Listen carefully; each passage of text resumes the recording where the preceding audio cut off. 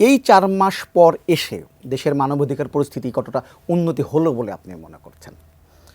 ধন্যবাদ। মানবাধিকার পরিস্থিতি উন্নত করবার সুযোগ আসলে এখনো আসে নাই। প্রশ্ন হচ্ছে যে করবার জন্য যা যা করণীয় ছিল সেটা উদ্যোগ নেওয়া হয়েছে কিনা। গত 16 বছরে এই ফ্যাসিবাদী আমলের বিরুদ্ধে যদি আপনি মোটা দাগে অভিযোগনামাগুলো তৈরি করেন, তার ভিতরে দেখবেন যে 2টা অপরাধ আসবে আর কি মোটা দাগে। একটা হচ্ছে সম্পদ পাচার, চুরি, এগুলো আর কি, মানে ফাইন্যান্সিয়াল ক্রাইমস যেগুলো আছে। আর দ্বিতীয়ত যেটা আসবে সেটা হচ্ছে যে আপনার মানবাধিকার লঙ্ঘন। মানবাধিকার লঙ্ঘনের মধ্যে আবার 2টা মানে সাবডিভিশন আপনি দেখতে পাবেন। একটা হচ্ছে ডোমেস্টিক ক্রাইমস, আমাদের নিজস্ব আইনে যে অপরাধগুলো আছে সেই অপরাধগুলো করেছে। আর দ্বিতীয়ত হচ্ছে আন্তর্জাতিক মানবাধিকার আইন যেগুলো আছে, war crimes, crimes against humanity, গণহত্যা, তারপরে হচ্ছে মানবতা বিরোধী অপরাধ যেগুলো বলছি সেগুলো আর কি। তো এই মোটা দাগে 2টা অপরাধ হচ্ছে ফ্যাসিবাদী আমলের বেঞ্চমার্ক, যদি সিগনেচার মার্কস বলেন আর কি, এগুলো আর কি।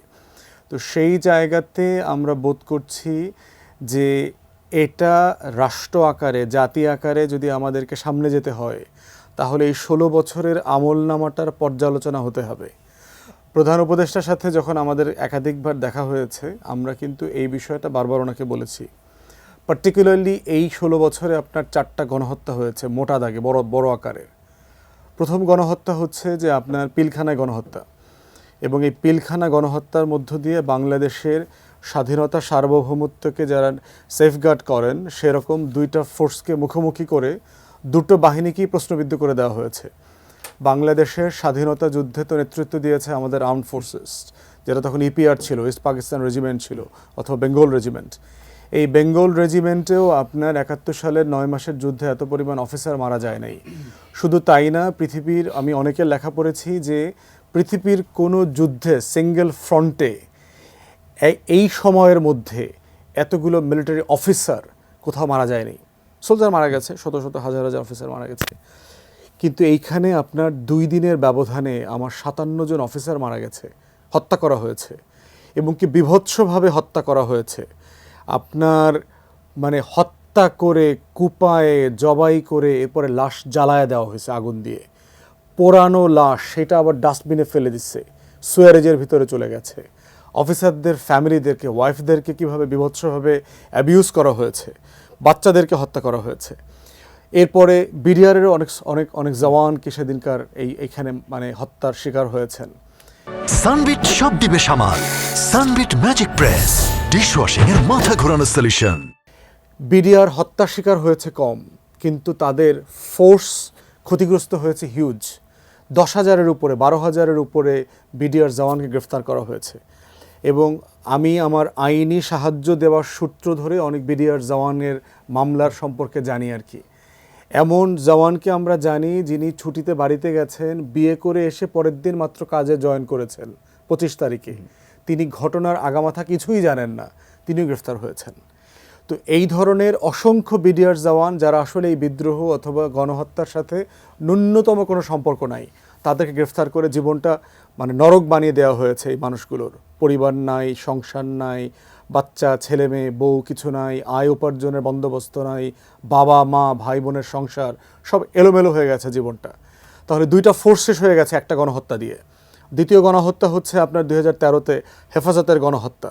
বাংলাদেশে ওলামায়ে কেরামদের উপরে যে নৃশংসতম গণহত্যা হয়েছে, রাতের বেলা বিদ্যুতের লাইন বন্ধ করে, নেট বন্ধ করে, টেলিভিশন বন্ধ করে, টোটাল এরিয়া কর্ডন করে, শাটডাউন করে 2 লক্ষর মতো বুলেট ছোড়া হয়েছে। কতজন মারা গেছে আমরা এখনও জানি না। আপনার সরকার বলেছে 18-19 জনের কথা বলেছে। অধিকারের যে তালিকাটা তারা কম্পিউটার থেকে সিজ করেছে, সেখানে 65-66 জনের নাম এসছে, আমরা এখনও জানি না কতজন। তৃতীয় গণহত্যা হচ্ছে এই আমলে আপনার হচ্ছে বিএনপি, জামাত, হেফাজত, শিবির, ছাত্রদল, যুবদল, টোটাল অপোজিশন বলয়ের উপরে যে পারসিস্টেন্ট ক্র্যাকডাউন হয়েছে। এই ক্র্যাকডাউনের মধ্য দিয়ে বিএনপি দাবি করেছে তাদের 11 থেকে 15 হাজার নেতাকর্মী মারা গেছে। জামাত শিবিরও এরকম বিশাল অঙ্কের নেতাকর্মীরা খুনের শিকার হয়েছেন, আমরা জানি না। চতুর্থ গণহত্যা হচ্ছে জুন, জুলাই, আগস্টে যেটা হয়ে গেছে এই বছরে, যে এই গণ অভ্যুত্থানের যে নৃশংসতম গণহত্যা।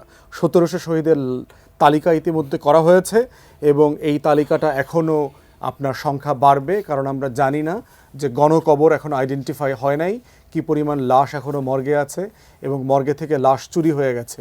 এরকম আত্মীয়স্বজনের সাথে আমি ব্যক্তিগতভাবে সাক্ষাৎ করেছি। তো মোটা দাগে এই 4টা গণহত্যার বিচার করবার জন্য আমরা অন্তর্বর্তীকালীন সরকারকে বলেছি আলাদা আলাদা করে 4টা গণতদন্ত কমিশন করেন, পাবলিক হিয়ারিং করেন কংগ্রেশনাল মডেলে, বা জাতি জানুক যে গত 16 বছরের কি হয়েছে। এবং এটা যদি আপনি জানান তাহলে for posterity the nation will remember what we have learned and what have done the mistakes. আমাদের ভবিষ্যতের জন্য এই ভুলগুলো জানা থাকতে হবে। কিন্তু দুঃখজনকভাবে যেটা আপনি প্রশ্ন করেছেন, মানবাধিকার উন্নয়নের জন্য সরকার কি করেছে, স্যাডলি আমি এখন পর্যন্ত এগুলোর কোনো কাজ আমি দেখি নাই। মানবাধিকার কমিশনটা পর্যন্ত এখনও পুনর্গঠন করা হয়নি। একটা গুমের তদন্ত কমিশন করা হয়েছে, ভেরি সাইলেন্টলি তারা কাজ করছে, তার কাজের টার্মস অফ রেফারেন্স আমার কাছে এখনও পরিষ্কার না। তাই বারবার আমরা এটা দাবি করেছি যে আজকের এই দিনটাতে এই দাবিটা স্বজনহারা মানুষজন সোহরাওয়ার্দী উদ্যানে আবার করেছে।